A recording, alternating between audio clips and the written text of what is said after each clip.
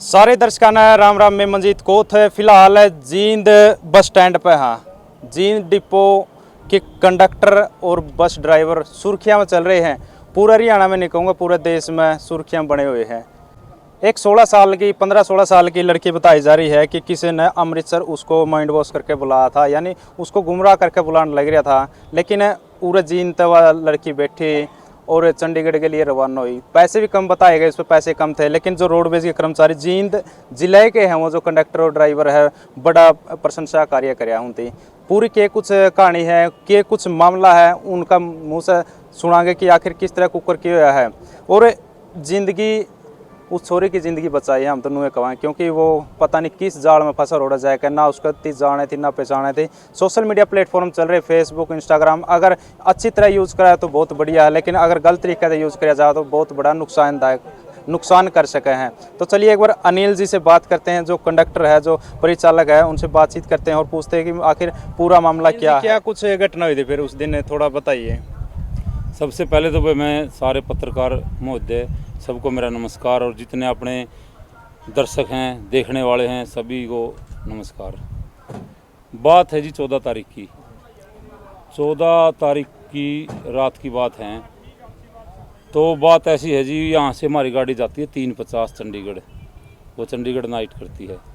तो यहाँ से जब गाड़ी बुक हो रही थी, आ जाओ प्रधान जी, आ जाओ 1 मिनट आ जाओ। तो जब गाड़ी बुक हो रही थी तो जी वो एक गुड़िया आई टिकट लेने के लिए। उसके पास 10-20 रुपये कम थे।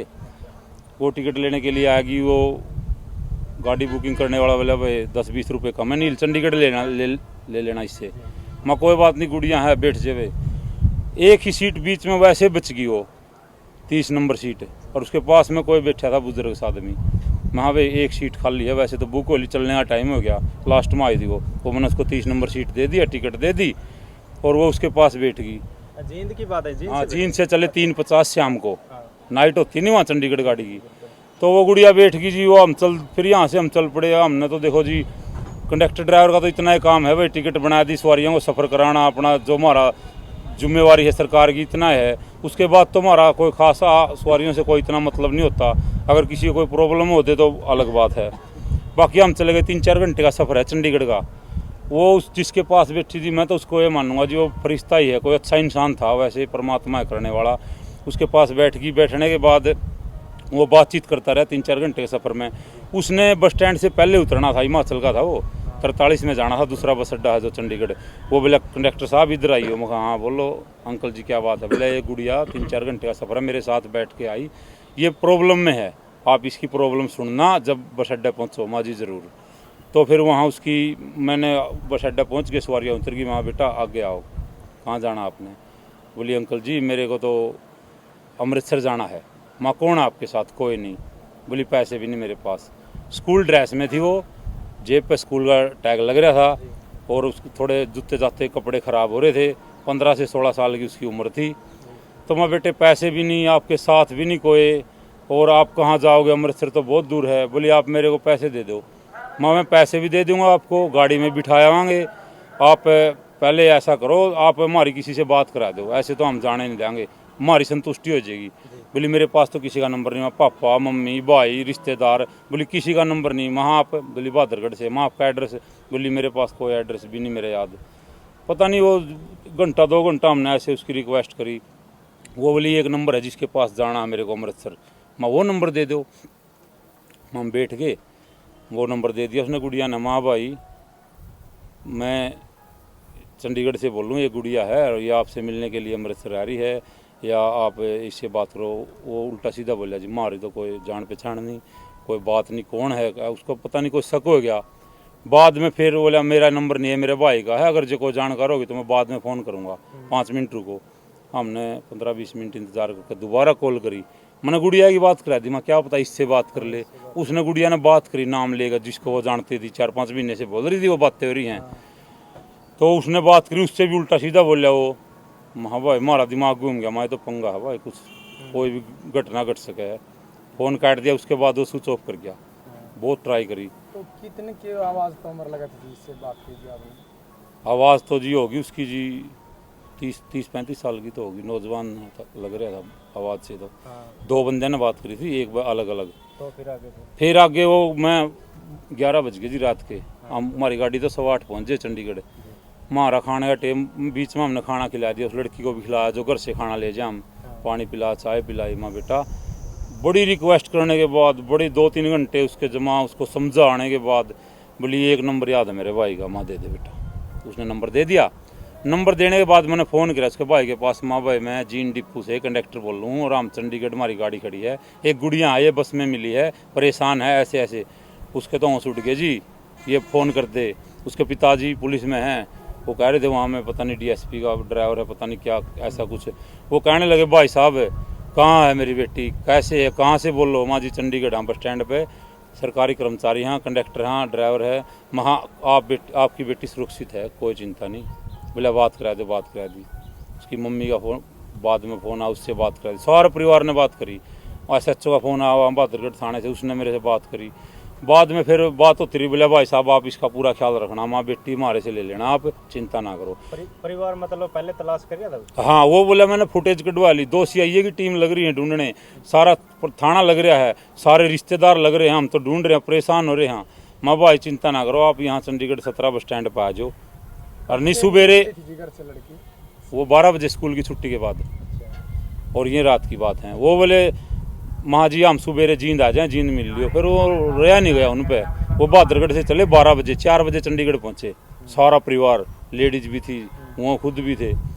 तो पहुँचे, हमने उनको भाई माम सारी रात हमने बैठ के कट्टी पहरा दिया, भाई जिम्मेवारी होगी वो तो। उनको बोल दिया भाई माँ कदे उठ के चली जाओ, हमारी भी आँख लग जाए, सो जाए। सारी रात बैठ के उसका पहरा दिया, उसको बात करी, वो सुहा दी थी हमने, दोरे बैठे रहे। 4 बजे वहाँ गए, उनको सौंप दी, मतलब अपनी बेटी को ले जाओ, इसको समझाना, इसको कुछ कहना नहीं, बच्ची है, इसको ज्ञान नहीं है। तो फिर इतनी बातें हुई, फिर उनको वो बोले आप ना हमारी मदद करिए, आप तो भगवान के रूप हो, जब तक हम जीवांगे आपका जीवन भर एहसान नहीं भूलांगे। हमारी बेटी की इज्जत और जान दोनों बचेगी, किसी ने बुका ली थी।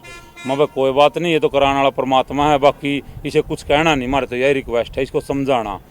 फिर वो कल तो हम कुछ खर्चा पानी ले लो, तो हमने रात जागे हो, भाई हमने कुछ नहीं चंदा, सरकार तनख्वाह दे है, काम करा, हमारे को किसी चीज़ की कोई इच्छा नहीं है। उनको मैंने वो बोले चाय, मैं चाय पिलाऊंगा, बोले हम पिलाएंगे नहीं जी, आप हमारे पास आ रहे हो इतनी दूर से। मैंने उनको सबको चाय पिलाई, खाने का पूछा। तो बाद में वो उनको वो रोने लगे, हाथ पैर जोड़ रहे थे बेचारे, हमारे भी उनको थे पैरों का हाथ लगलाओ थे। उनको वो गुड़िया उनको सौंप दी, वो ले गए, बस इतना ही वाक्य था जी। अनिल जी आपका गांव कौन सा, और जो ड्राइवर साहब है उनका गांव कौन सा? मेरा गांव है जी अलेवा खंडा, और वो ड्राइवर भाई है, वो किलोमीटर स्कीम वाली बस थी, वैसे तो हमारे अंडर हो, वो रोडवेज के अंडर हो बस, वो कंडेला का था। वो बहुत अच्छा साथी है, उसने मेरा पूरा सहयोग करा, पूरा सारी रात जाग्या भी। उसने अपनी घरवाली की बात करांदा रहा उस गुड़िया के साथ 2-3 बार, लेडीज को समझा इसका है, उसने 2-3 बार उसकी घरवाली की बात कराई उससे, तो आधा घंटा, तो उसने पूरा सहयोग करा जी, उसने मेरा बिल्कुल बेचारे ने सारा। जो नंबर आपने मिला था ट्रू कॉलर पे, क्या कुछ नाम पे पता नहीं पाछा भगत लिखा हुआ था, अगला नाम मेरे ध्यान नहीं, जासीन भगत जरूर मेरे याद है। वो फिर मेरा फ़ोन से गुम हो गया, उन्होंने उसके फादर को तो वो नंबर दे दिया था, माँ जी आज तो आपकी बेटी के साथ हो, कल किसी और के साथ ना ऐसी घटना हो तो आप इस पर कार्रवाई करवाना। वो बोल रहे थे मैं पूरी ठोक के कार्रवाई करवाऊंगा, इसको नहीं छोड़ूंगा। देखो जो बैंड थी बेटी थी, उसने कुछ बताया किस तरह जान पहचान? हाँ वो बोली, मैंने पूछा था बेटा तेरा कोई रिलेशन नहीं, कोई रिश्तेदार नहीं, आपकी जान पहचान कैसे हुई? बोली अंकल हम गेम खेलते हैं लूडो ऑनलाइन, उसमें जान पहचान होगी। फिर इंस्टाग्राम पे कह दिया होगा, बता दिया होगा भाई यह आईडी है मेरी, उसने वहाँ फॉलो कर लिया। फिर बोली इसका कॉन्टैक्ट नंबर ले लिया, फिर बात होती रही, फिर ऐसे जान होगी, उसने बुका है इसके लिए मेरे हिसाब से। वो इतनी दूर बहादुरगढ़ और वहाँ 700 किलोमीटर दूर अमृतसर, वो कोई छोड़ कर जाना सब कुछ, तो वो उसने ज़्यादा वास कर रखा था उसका दिमाग को, माइंड को। मेरा तो इतना ही समझना जी, इसलिए वो सब कुछ छोड़ कर आएगी। मतलब देखो आप रोडवेज के कर्मचारी लगभग कहीं ना कहीं सुर्खिया में रहा रोडवेज के कर्मचारी। एक पिछली बार बुढ़े की भी जान बचाई थी, हार्ट अटैक आ गया था, और एक या लड़की है अपनी बहन बेटी थी, इसकी भी आपने जान बचाई, इसकी ज़िंदगी बचाई है। तो कहीं ना कहीं रोडवेज के द्वारा कुछ प्रशंसा पत्र या कुछ सम्मानित किया गया आपको? बिल्कुल जी, मेरे जो ये हमारे प्रधान जी हैं स्टेट बॉडी के ये, और बाकी और मेरे को सारे प्रशासन ने, हमारे GM साहब ने, हमारे DI साहब ने, जो हमारे ड्यूटी इंचार्ज हैं, सब ने मेरे को इतनी मेरी वाह करी। मैं तो, और जैसे खटखट टोल कमेटी आई थी, सारी बुजुर्ग थे, अच्छा और भाई पत्रकार साथी हैं, सबने इतना मान सम्मान दिया। वैसे मैंने मना कर दिया था सबको, भाई मैं कोई बाइट नहीं दूंगा, कुछ नहीं, नेकी करो और दरिया में डाल, मैं सबको मना कर दिया था। लेकिन ये कहने लगे भाई साहब एक समाज में अच्छा संदेश है, इसमें बाइट देने से अच्छा संदेश जाओगा एक समाज में, आपका जो काम है। मैं थोड़ा डर भी गया था। फिर हमारे GM साहब और ये कहने लगे तू क्यों चिंता कर रहा है, भाई DC साहब लग भी ये बात पहुंचावांगे, आगे पहुंचा दी हमने तो, और तू चिंता क्यों कर रहा है, तू जो तेरे साथ घटना बीती हो बता, तेरे को क्या चिंता, हम जी साथ रहे। फिर मेरा मन हो गया भाई हाँ कोई दिक्कत नहीं जी, हमारे अधिकारी है हमारे साथ, हमारे ये और यूनियन के हैं, तो बाकी हमारे प्रधान जी बताओगे। जो प्रधान जी क्या कुछ कहना चाहोगे? देखो रोडवेज के कर्मचारी, ड्राइवर, कंडक्टर लगभग सुर्खिया में रहे हैं, कुछ न कुछ अच्छा काम करे जावे हैं, तो क्या कुछ कहना चाहोगे? देखिए रोडवेज कर्मचारी का हमेशा से ही एक मतलब एक तत्पर जो जनहित सेवा में है वो हमेशा से ही तत्पर रहा है। बात चाहे आप कोरोना काल की लगा लो या किसी भी कोई भी प्राकृतिक आपदा या इमरजेंसी सेवा की लगा लो, रोडवेज कर्मचारी ने हमेशा से ही उसमें एक बढ़ चढ़कर योगदान देकर एक हमेशा से ही जन सेवा की है।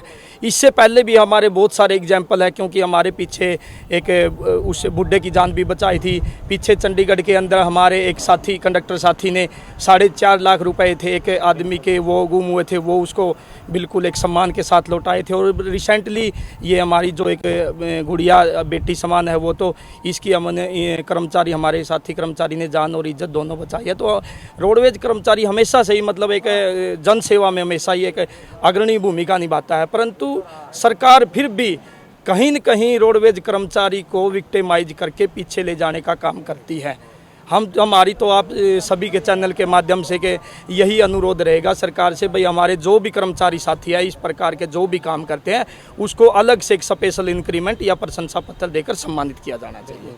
और एक जैसे इंस्टाग्राम है, ये सोशल मीडिया प्लेटफॉर्म है, इनके जरिए बिना जान पहचान के बातचीत बुलाया जाए, तो उसके बारे में क्या कुछ कहना बिल्कुल जी बिल्कुल, आपके माध्यम से मैं ये भी कहना चाहूँगा कि आजकल क्योंकि एक ऑनलाइन फ्रॉड चला हुआ है, आजकल छोटे बच्चे वो अनमेच्योर होते हैं, वो उनको ये नहीं पता कि क्या आपके लिए अच्छा क्या आपके लिए बुरा है, और इसी से ये घटना जुड़ी है। क्योंकि वो ऑनलाइन उन्होंने लूडो खेला, वो इंस्टाग्राम पे फॉलो हुआ, तो मेरे तो सभी से अनुरोध है भाई जो भी अपने बच्चों के लिए मोबाइल लेकर दे या मोबाइल उनके लिए वो है तो उनका अपना प्रॉपर ध्यान रखें, क्योंकि मोबाइल एक ऐसी चीज़ है इससे हमेशा जो हमारे बच्चे बिगड़ते भी और संवरते भी हैं, तो अपने बच्चों का हमेशा ध्यान रखें। क्या नाम प्रधान जी? मेरा संदीप रंगा, state deputy general secretary roadways संयुक्त कर्मचारी संघ 644। वो मानवता के नाते आपको नहीं पता था कि भाई सोशल मीडिया के माध्यम से लोगों को इतना पता चल जाएगा, सिर्फ आपने अपनी मानवता दिखाई थी, और उसके बाद जो आपको अब सम्मान मिल रहा है, चाहे खटखट टोल की बात करें या और भी जो अधिकारी हैं आपका सम्मान करें, इसको देख करके आपको कैसा लगता है?